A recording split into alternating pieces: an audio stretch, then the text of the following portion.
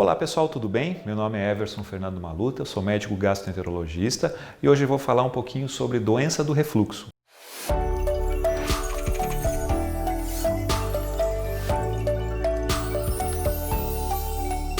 É muito comum, talvez seja uma das dúvidas mais frequentes e um dos motivos mais frequentes de consulta para um médico gastroenterologista, a doença do refluxo. Então, as pessoas costumam confundir alguns termos, então primeiramente eu vou explicar alguns termos do refluxo. Então, doença do refluxo gastroesofágico, como o nome já diz, é o nome dessa doença, ela se caracteriza então pelo líquido do estômago subindo até o esôfago. Esse é o refluxo, quer dizer, reflui ácido do estômago para o esôfago. Ela pode se manifestar como vários sintomas e um deles chama-se regurgitação. E essa é uma grande confusão que os pacientes às vezes falam.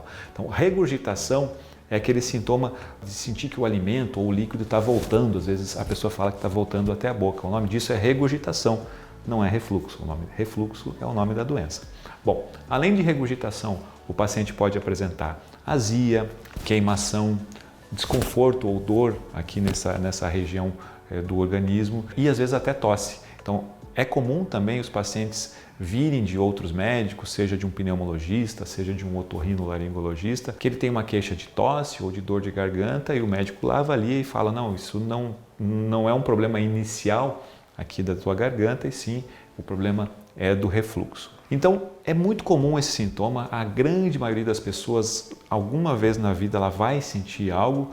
Quando você deve procurar o médico? Existem alguns sintomas e alguns sinais para você procurar um médico quando você tem a doença do refluxo. Se você tem esses sintomas por muito tempo, se esses sintomas são muito intensos, você tem que parar de fazer as coisas, você não consegue se alimentar, você não consegue trabalhar por conta disso. Se você tem acima de 40 anos ou se você sente que além desses sintomas a comida não está passando, você sente que a comida está trancando aqui nessa região do esôfago ou você está perdendo peso. Então, isso seriam sinais para que você deva procurar o médico gastroenterologista. A partir do momento que você procura o gastroenterologista, ou mesmo antes, existem alguns cuidados que você pode ter na tua casa, nos seus hábitos alimentares, para você evitar que você tenha esses sintomas. Eu vou falar um pouquinho sobre eles agora. O ideal seria, primeiro, você saber como se alimentar. Então, o ideal é você comer a cada 3 horas. Pouca quantidade, várias vezes ao dia. Esse é o ideal e normalmente as pessoas fazem o contrário. Elas comem ali no café, no almoço, no jantar, alguns até não tomam café e aí elas comem grandes quantidades poucas vezes ao dia. O ideal então é o contrário. Uma outra coisa é você procurar não deitar após as refeições. Pelo menos 1 hora entre você comer e se deitar, porque na hora que a gente come é o momento que a válvula mais está aberta e é o momento que mais pode ter o refluxo. Também existem alguns alimentos e algumas substâncias que precipitam, que fazem o refluxo aparecer com maior intensidade.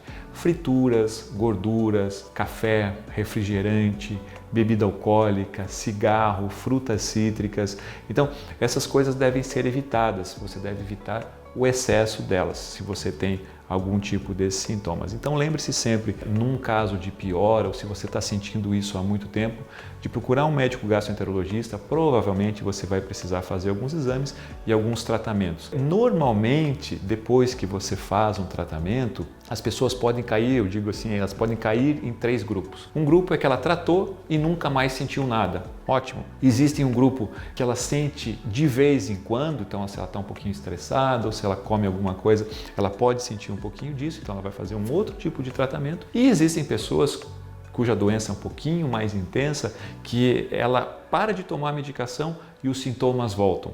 Quando isso acontece, ela deve fazer um tratamento mais a longo prazo ou às vezes até uma cirurgia anti-refluxo. Se você tiver alguma dúvida, algum questionamento sobre isso, deixe aqui nos comentários, a gente vai responder a todos. Muito obrigado e até a próxima.